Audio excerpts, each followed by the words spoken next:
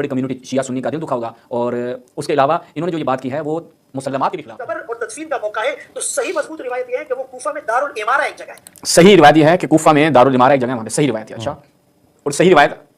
کبھی لا بھی نہیں سکتے یہ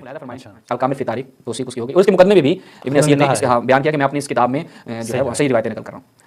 اب یہ خود بیان کر رہا ہے، وہ کہہ رہا ہے صحیح ترین جو مضبوط روایت ہے وہ دارالامارہ کی ہے، جبکہ ابن اسیر جس کے بارے میں خود شفیع عثمانی نے کہا یہ کتاب مستند اور مقبول اہل علم کے ہاں مقبول ہے، ابن تیمیہ نے کہا کہ وہ جاہل ہیں جو یہ مانتے ہیں۔ اب آپ آپس میں یہ جاہل اور اہل علم کا آپس میں فیصلہ کر لیجیے گا، یہ کیا بیان کرتے ہیں؟ والاصح،